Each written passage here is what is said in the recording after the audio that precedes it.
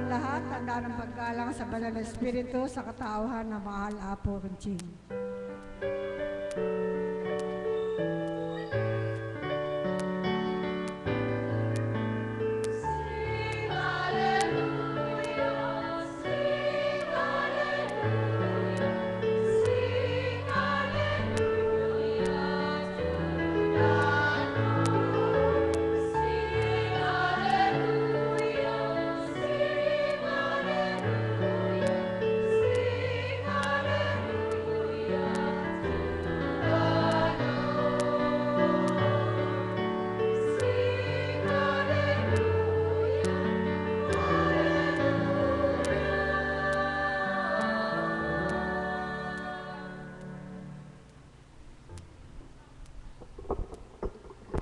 Sumainyo ang kapayapaan kay buti ng Ama, sadyang kahiwaga niya.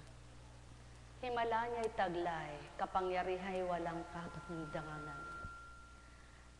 Ang kahangganan ng buhay ay dumaratal, subalit siya'y walang hangganan kailanpaman.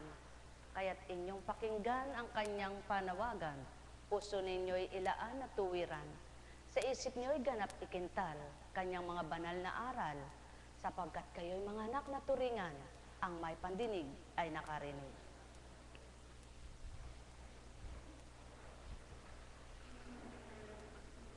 Buhay ba ang Diyos?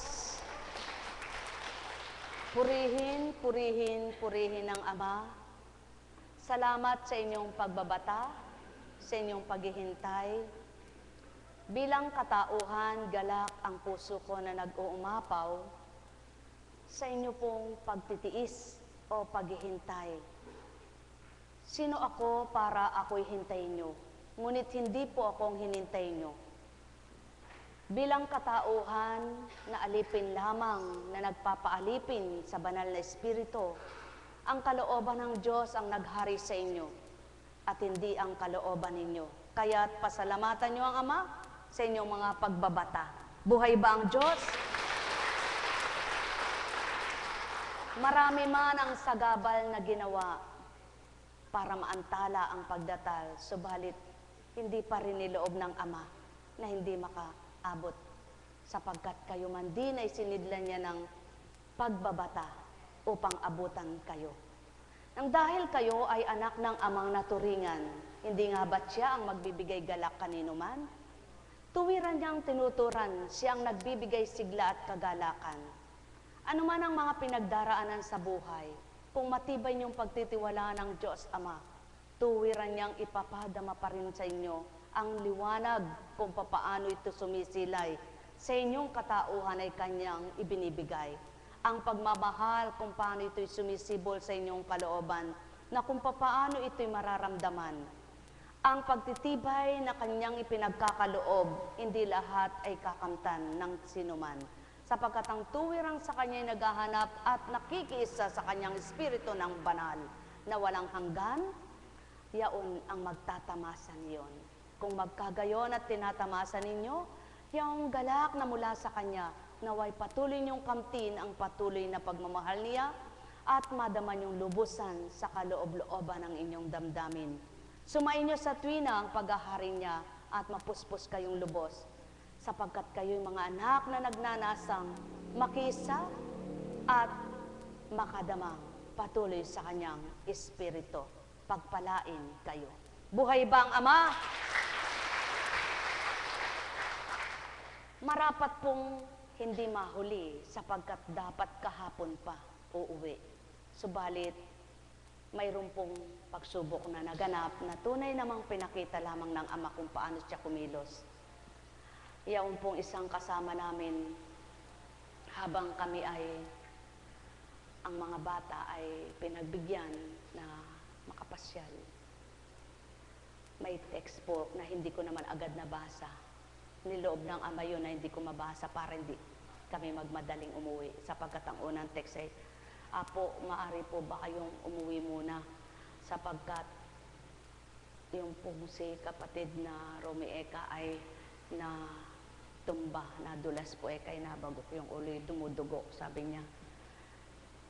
Pagkatapos may sumunod na text, ay okay na po eka, nilagyan ko ng aksiban. Buhay po ang Diyos.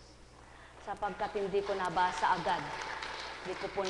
agad, dahil naka-silent pala yung cellphone ko, hindi ko po nalalaman. At sa anak ko naman may text. Kaya tumawag po ako. Kaya po pala bakit ako'y nagdala ng aksibal, hindi ko matanto bakit ako nagdala ng aksibal. Ano ang gagamutin ng aksibal na ito? At ang aksibal na yan ay iniwanan ko sa katarantahan nung 3 lang po silang naiwan sa kondo na tinirhan namin ng kanila pong pagmamay-ari.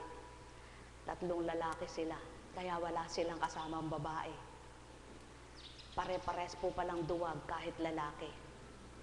E di ngayon po nung hawak na daw po yung aksibal. Hinahanap, hawak yung aksibal. Nasaan nalagay yung aksibal? Palay hawak. Naku po, tarantahan sila. Ngunit napakabuti po ng Ama. Hindi na maga, walang kirot. At sinabi, tumawag ako pagdaka nung nabasa ko po ang text. Sabi po nila, namamanhid daw po namamanhid po ang ganito. Ano daw po bang dapat gawin? Sa nervyos nga po hanggang sa dumating kami, malapit na kami dumating, kundi ako tumawag uli, makababad pa pala ang paa, tsaka yung Sabi, ibabad mo ka ako yung face towel sa mainit na tubig at itapal sa batok at hilamusan nyo ng maligamgam, painumin mo ng painumin ng tubig at nang mag-ihi at mawala yung nervyos. Nung maalala ko po uli, kumusta na kaya yung yun nga po si kapatid, tinawagan ko. Tatanggalin na po ba yung hanggang ngayon baka ako'y nakababad. Tanggalin na ninyo. Purihin po ang Diyos. Tinanong ko siya kanina, sapagkat dapat bibiyahe po kami. Ngunit sabi ko po, huwag na muna, matatagtag. Kaya yun po, umuwi na po yung aking anak at manugang dahil papasok na, yung isa na may lilipad na, pabalik sa sa kanyang pinagtatrabaho sa ibang bansa. Kaya sabi ko po, kami na lang ang matira. At yun na nga po, dahil matraffic, maaga man kaming nagsigising, hindi naman po kami naagang umalis, nakaalis dahil liligo pa, ayusin pa lahat. At siyempre pinagmamasdan ko po kung kakayanin na nung magdi-drive. Pero purihin po ang Ama. Kumirot ba ako? Hindi naman po. Anong nararamdaman mo? Wala po. Sa totoo lang ako, talagang purihin mo ang Ama dahil nagmensahe po, wala namang pinagtamaang kanto ni dapat walang mangyari na pumutok. Bakit parang hiniwa yung pinagtamaan para lumabas ang dugot, di magkaroon ng hemorrhage? Buhay po bang Diyos? At yun po, para pala akong kinagat lang ng langgam yan. Pero hindi ko po sinabi yung medyo sa gitna medyo may malalim. Sabi niya, hindi naman po malalim na medyo bumakalang. Huwag mo na akong tingnan at pag natuyo na, ngayon po nung pauwi na po kami nagmimisahe,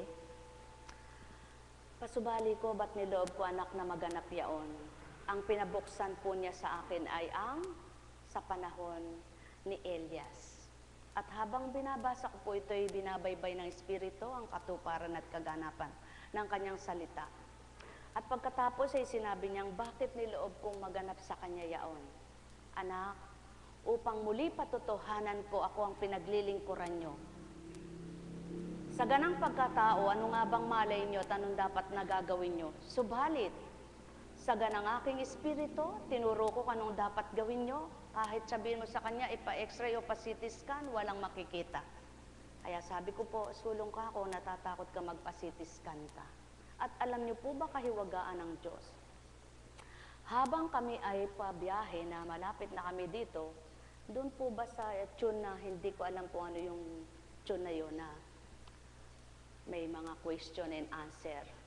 At ang binabaybay po ng tanong sa doktor na urologist, yung mga binahagi ng Diyos. Buhay po ba ang Diyos? Kaya sabi ko, tingnan mo ka ako kapatid, pakinggan mo ka ako yan. Ang utak kasi may cellophane. Kapag bata ang nabagok, parang gulaman lang yan, maalog pa. Ngunit pag matanda na, matibay na yung utak at yung bungo niya. So wala nga talagang diferensya. Ngayon kung natatakot, sige, CT scan. Sapagkat bungo, balat, mataba po, medyo mataba. Di pati yung kanyang anit medyo mataba. Yun lang po ang nahiwa na konti. Hindi pumasok doon sa bungo. Dahil buhay ang Diyos, ano po ibig ko sabihin? Nagbata po ba kayo? Alam ng Diyos yan. Naghintay kayo? Alam ng Diyos yan. May hinihintay kayo? Alam ng Diyos yan. Walang nalilihim sa Kanya. May binabata kayo? Alam ng Diyos lahat yan. Pinagsusumikapan, pinagsusumakitan ninyong magpakatotoo sa Kanya, alam po ng lahat iyan ng Ama. Alam niyang lahat yan. Kaya maraming salamat, bagamat Lunes, ngayon, na antala, Biyernes, Sabado, wala. Salamat po sa mga patuloy na nakiisa at nagtungo pa rin bagamat ang mga lagad, ang mga inaabutan. Kundi pagtitiwalaan ang mga hinirang, ano nga po bang silbi ng kaloob na iyan? At kung hindi naman magagamit, ano nga rin pong silbi?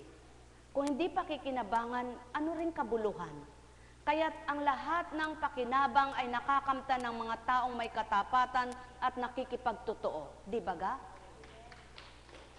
Sapagkat sa pananalig paniniwala mo na ang Diyos ang tinatanggap mo, ang ginagamit na tao ay pinagtitiwalaan mo, may pakinabang kang kakamtan.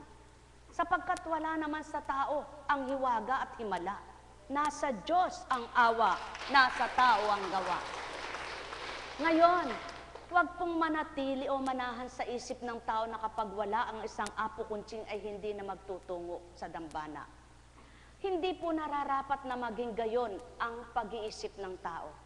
Sapagkat hindi po maaring hindi lumisan o lumikas man lang o umalis si apo kuntsing.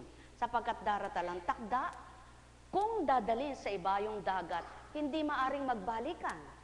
Araw ang bibilangin. Paano kung wala? Sa makatwid, kung walang isang apo kuntsing, hindi na aandar ang ubasang ito. Aandar pa rin po. Kikilos at kikilos ang Ama. Gagawa at gagawa pa rin siya. At sino ang makikinabang? Ang mga nakikipagtotoo sa paglilingkod at ang mga nakikipagtotoo sa mga lingkod. Sapagkat ang mga lingkod ay inatasan at ang mga nakikipagtotoo ay pinagkakalooban naman. Binabahagi na ng kaloob, binigay ng libre, pinamamahagi ng libre. Buhay ba ang Diyos? Carol, kumusta ka na? At saan ang pawang katotohanan? Saan ba ang kapayapaan? Saan ang tapang? Saan ang lakas ng kalooban? Inyong pakinggan ang mula sa mga kasaysayan ng hari. Sa unang hari, nagsalita kay Akab si Elias na taga-Tesbi. Sinusumpa ko sa ngalan ni Yahweh, ang Diyos ng Israel na pinaglilingkuran ko.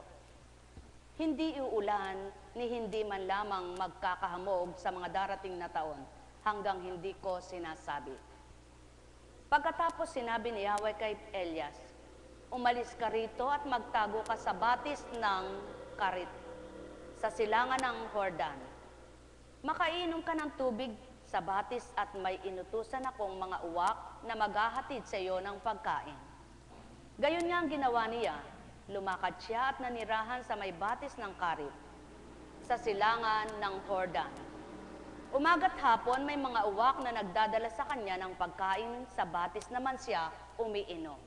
Kung pagninilayan ninyo, ano ba ang hindi magagawa ng Ama?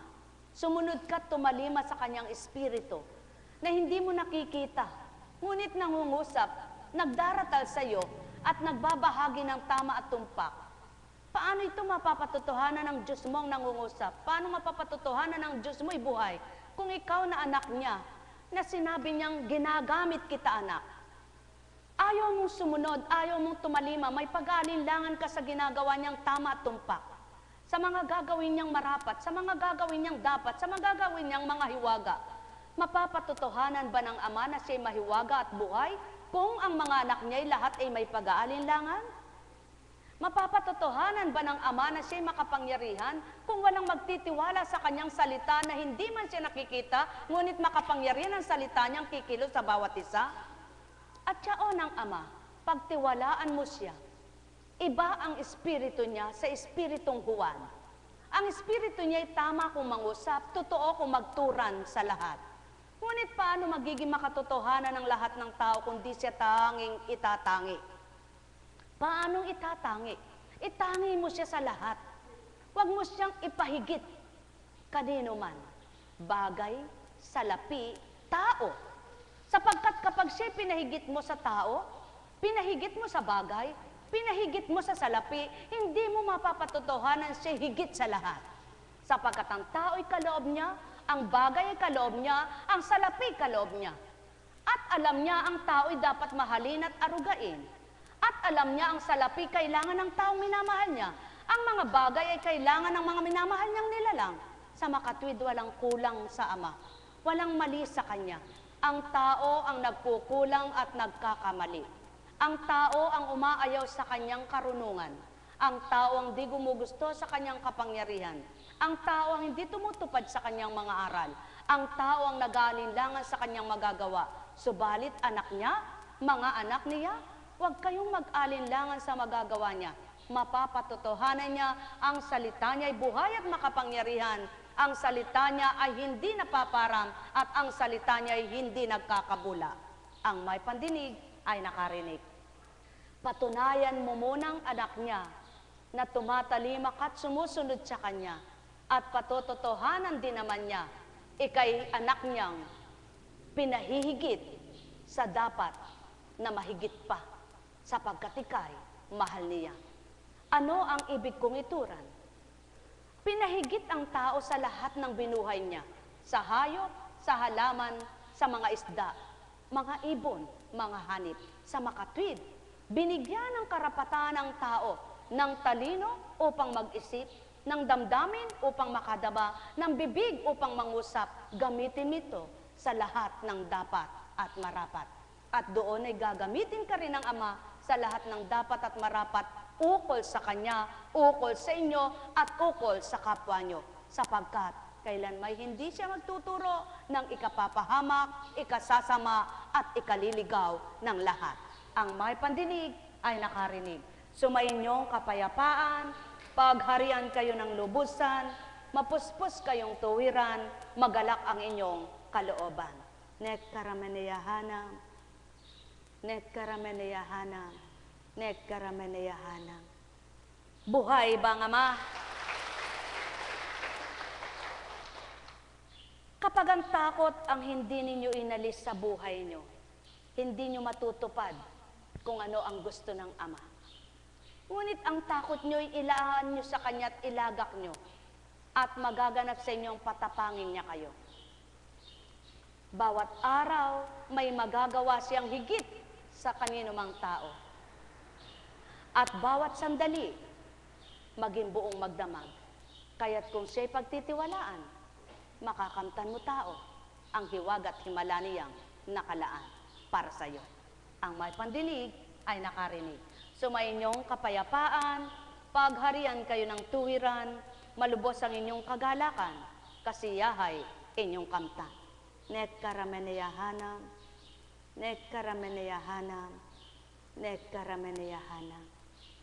Buhay ba ang Diyos?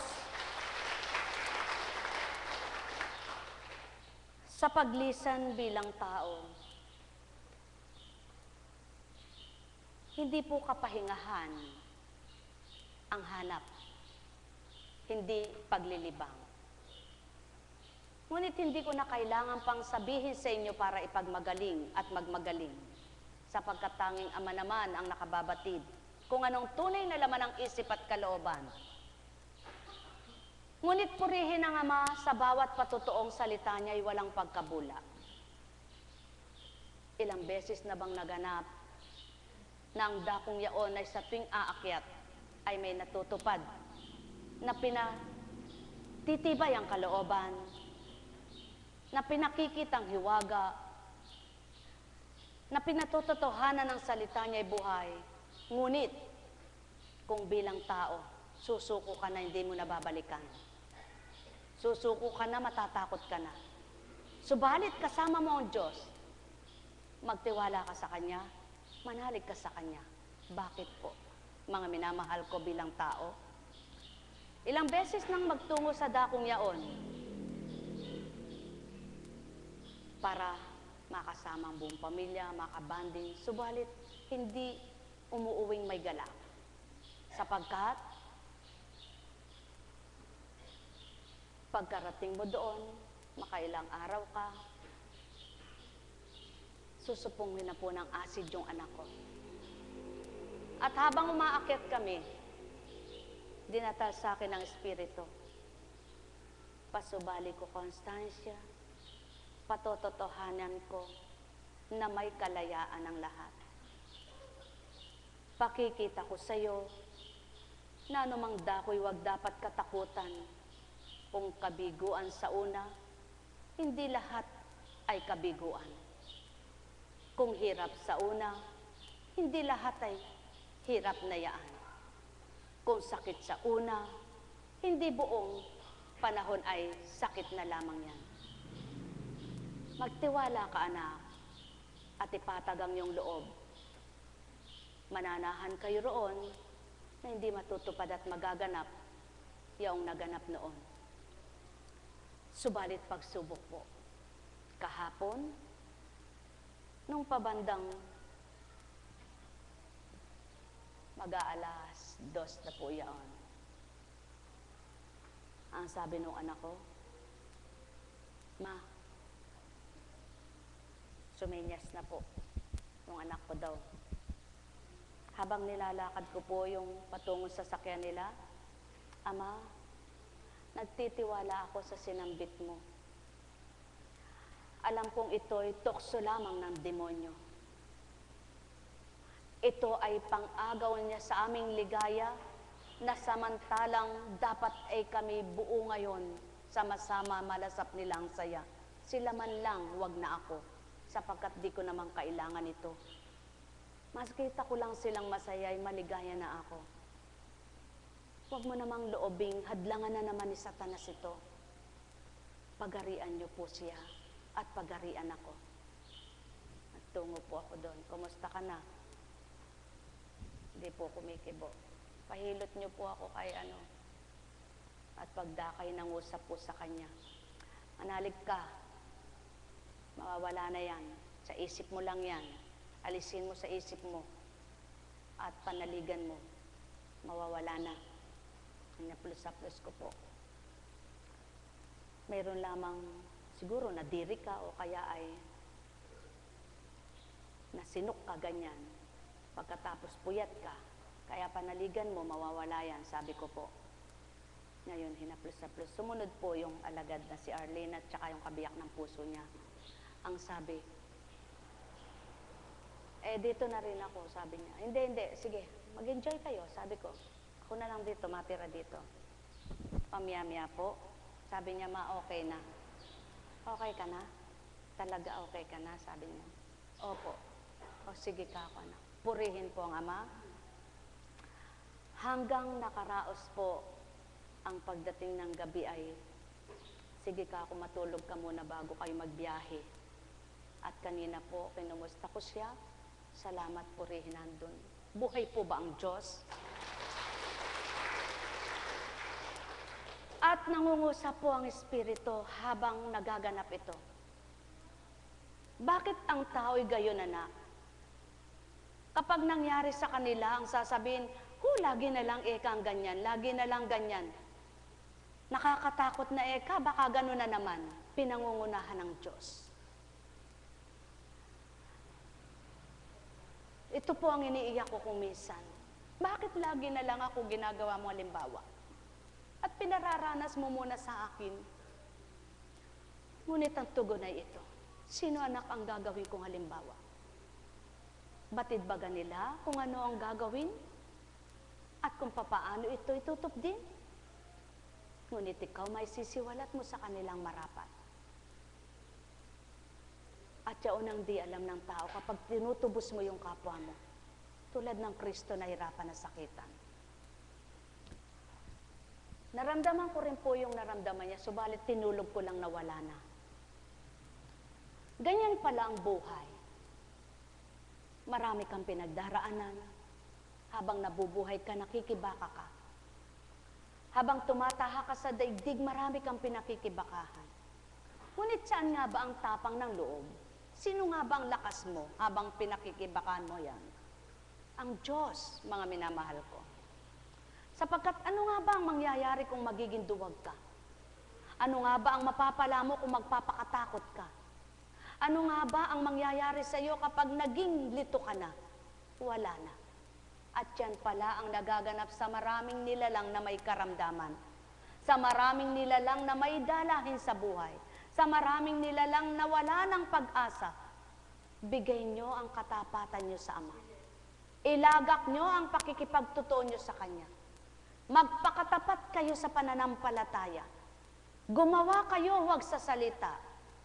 Mangusap man siya kung hindi nyo tatalimahin. Magsabi man siya kung hindi nyo gagawin. Utusan man kayo kung hindi nyo susundin. Ibigay niya man kung hindi nyo pahahalagahan. May pakinabang ba't matutupad bang salita niya? Kailanman ay hindi. Kaya't ang wika niya, gawin mo anak ko ang nararapat, at ang hirap ay ipaparam, ang sakit ay kagalingan, ang lumbay ay kagalakan. Kung ako ang sasalahat, tutup din ko ang marapat. Ang may pandinig ay nakarinig. Sumainyo ang kapayapaan, pagharian kayo ng tuwiran. Kaya't ang nais at kalooban ng Ama, habang naaabot ng diwa mo, pakinggan mo ng pakinggan ang salita niya. Tanggapin mo na ng tanggapin sa puso mo'y siya. Ihayag na ng ihayag sa kapwa mo na buhay siya. Patotohanan mo ng patotohanan ng salita niya'y buhay. At patotohanan niya sa iyo kung paano ginagawa mo, gayon din ng higit pang igaganti niya sa iyo. Sapagkat siya'y noon, ngayon at magpakailanman. Mahirap kong isipin, sadyang kung bilang tao, mangyayari ba yan? Sadyang kung bilang tao ay maraming tanong, maraming alinlangan at pagkatakot. Ngunit puspusin nyo ng kalooban ng Ama ang maghari sa inyo at titigibin niya kayo ng ligaya. Idaratal sa inyo ng kalaban niyang mapang-agaw upang lituhin at guluhin kayo. Ang takot, ang lumbay, ang pagkabahala, ang pag-aalala. At habang nasa sa inyo ito, humihina ang katawan nyo. Nawawala ang pag-asa nyo. Nalilito ang isip nyo. Ngunit huwag kayong patalo. Ibigay niyong lubos sa Ama at pakungunahan niya kayo. Ang may pandinig ay nakarinig. Yaon ang pawang katotohanan.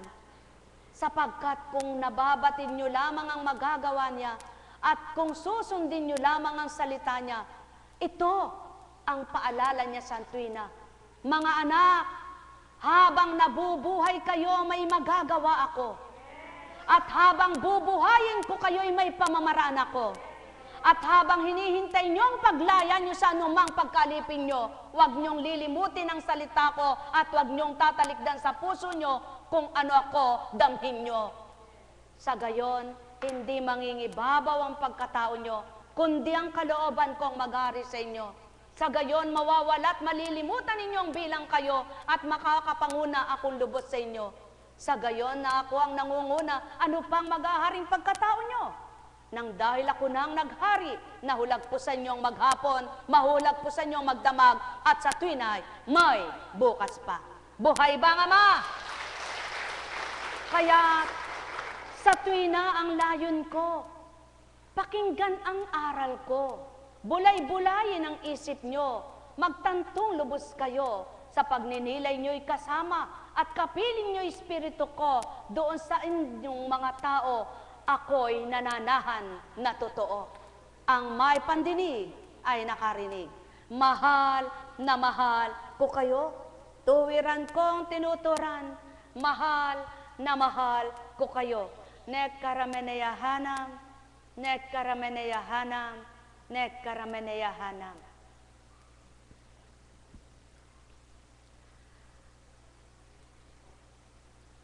Hindi nagtagal at nagkasakit ang anak ng balo.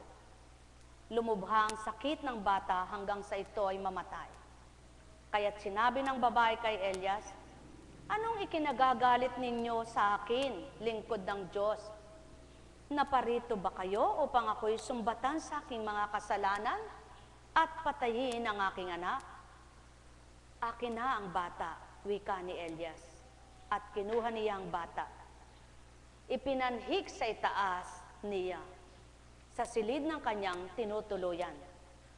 Iniligay niyang bata sa kanyang higaan at dumalangin.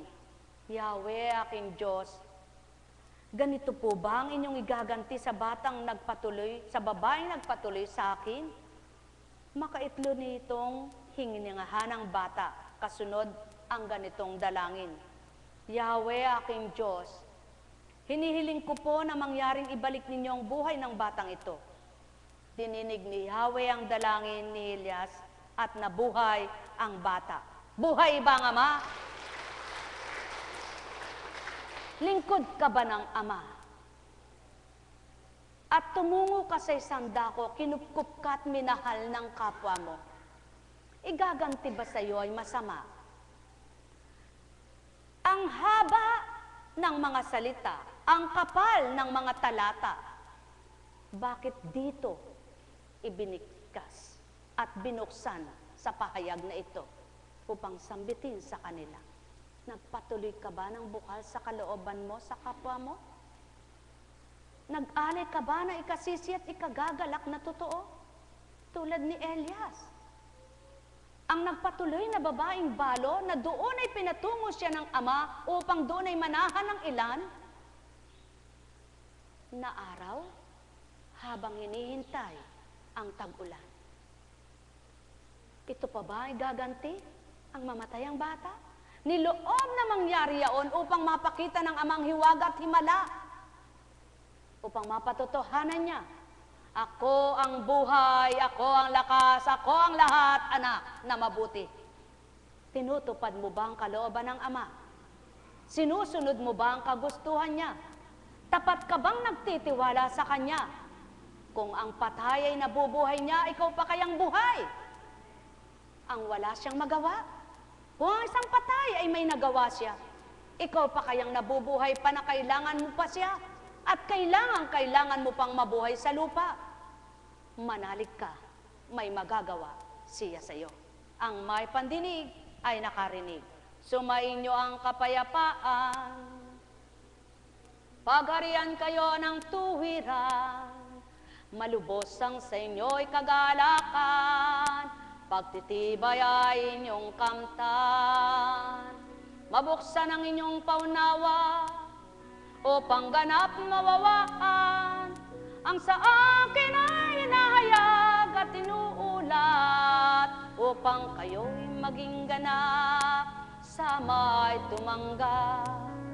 Yamang kayo'y naririto, nagbata na rin lamang kayo, inyong pakanamnamin, yaong binahagi ko, na pagtitibay nyo'y marapat tamuhin ito, hindi sa nguso nyo, kundi sa puso nyo. May tala't makapanahan niya ang amang buhay at gagawin sa inyo ang lubos na marapat sa inyo, na makagagala, makaaliw, makalalakas, magdudulot ng tuwirang liwanag ng buhay. Ang may pandinig sa inyo'y nakarinig, ang may mata ay ganap na magliwanag. Walang nauna na di mahuhuli, walang nahuli na di mauna. Ang masakit sa inyo'y Huwag gawin sa kapwa nyo, patuloy na daratal, iaalay, marapat sa inyong buhay. Nekkarameneyahanam, nekkarameneyahanam, nekkarameneyahanam.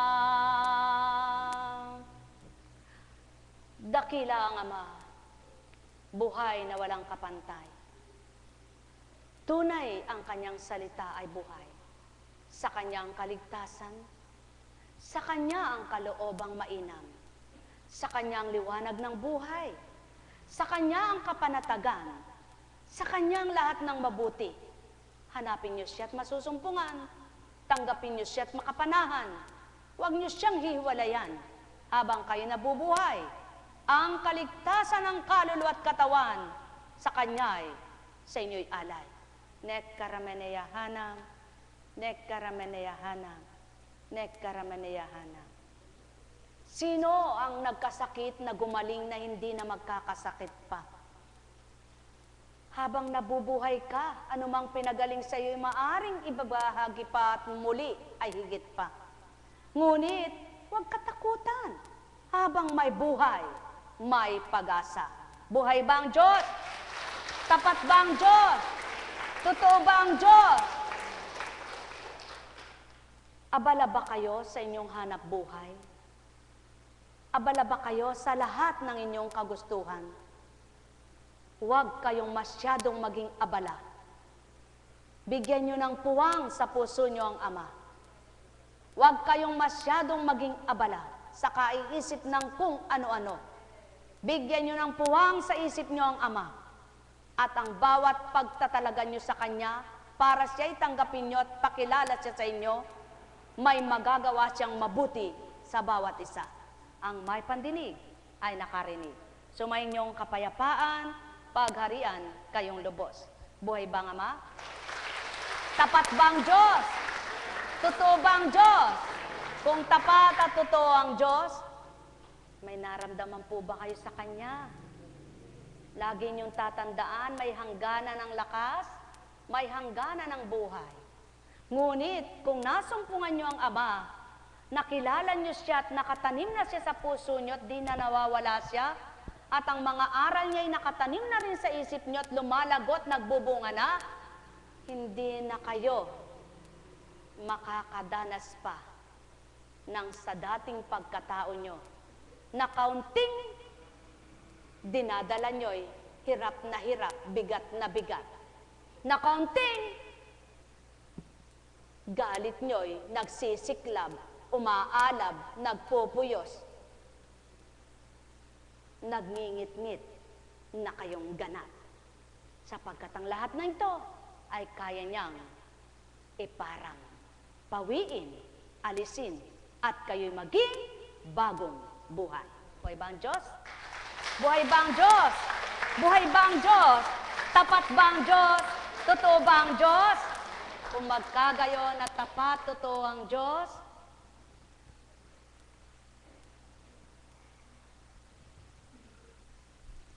kung bago kayo humina, bago kayo tumanda, kung patatandain pa kayo, napakarami nyo ng tinanim na kabutihan, napakarami nyo ng nagawang kabutihan, dumatal man yung mawalan kayo ng ulirat, na para bagang nagbabalik-balik na kayo, na parang, wag ganyan na lang kayo nyo, napapatawad na kayo ng Ama doon. Dahil marami na kayong ginawang kabutihan At alam niyang wala na kayo sa sarili niyong katinuan Ngunit, kung dumatal yung nawala kayo sa katinuan, masama ang ugali niyong ginawa, wala na kayong kapatawaran. Ang bawat pandinig ay nakarinig. Totoo po yan. Kung puro na lang kasama ng ginawa nyo, pagkatapos nung tumanda pa kayo, kaya nang nagkasakit puro kasamaan pa rin, anong naiba? Di wala. Subalit, kung katulad din nung dalawang pusakal. Anong pangalan nung... Anong sabi ng Panginoon? Ngayon din, ipagsasama kita sa aking kaharian. Bakit? Sapagkat tumingi ng tawad at sinabi niyang,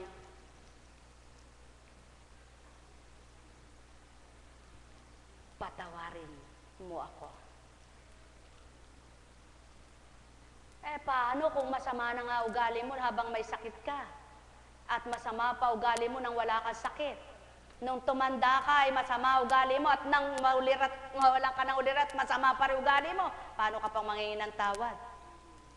Wala nang kapatawaran yun. Kaya samantalahin nyo habang maliwanag ang inyong pag-iisip. Huwag nyong palamon sa dilim. Huwag nyong paagaw sa dilim. Pabalumbungan nyo ng liwanag upang mahawi ang dilim. Upang sa gayon, pagsapit ng inyong kahinaan, may puhunan na kayo.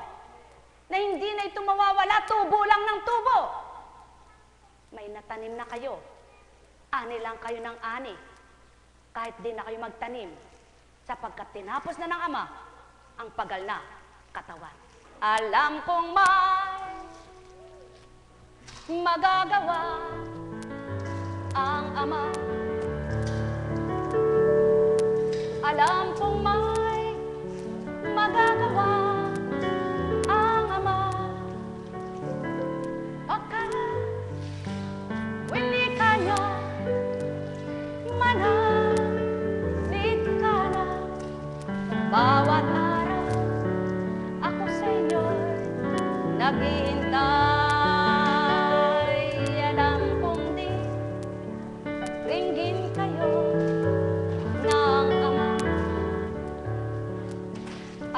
kong diringgin kayo ng Ama. Pagkat hindi kanya manahit ka na. Bawat araw ako sa inyo may nakalaan.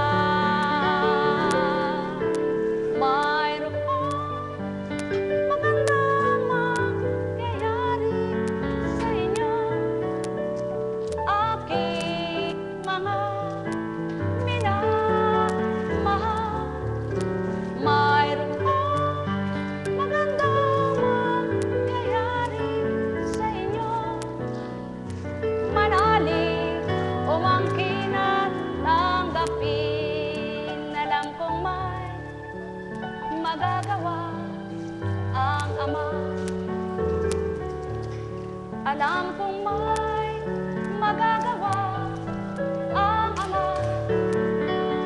Baka hindi kanya manahit ka na.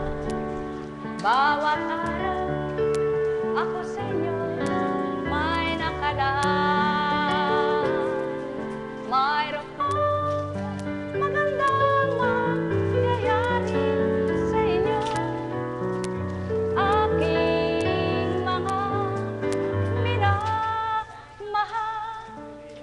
Mayroong magandang mangyayari sa inyo. Manalig o mangkin at tanggapin. Alam kong magagawa ang Ama. Alam kong may magagawa ang Ama. Pagkat hindi kanya manahit ka na. Bawat araw ako sa inyo may nakalaan. Hati-hati ha.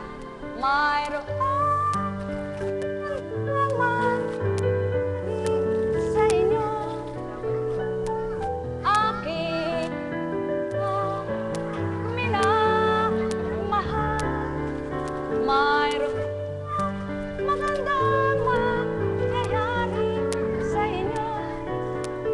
Manalig o mangkin at tanggapin. Alam kong may magagawa ang Ama. Alam kong may magagawa ang Ama, pagkat winika niya, manahimik ka na. Bawat araw ako sa inyo may nakalaan. Mayroong magandang mangyayari sa inyo, aking mga minamahal. Mayroong magandang mangyayari sa inyo, manalig, umangkin at tanggapin. Alam kong may magagawa ang Ama. Alam kong may magagawa ang Ama, pagkat winika niya, manahimik ka na. Bawat araw ako sa inyo may nakalaan. Mayroong magandang mangyayari sa inyo, aking mga minamahal. Mayroong magandang mangyayari sa inyo, manalig, umangkin at tanggapin. Alam kong may magagawa ang Ama.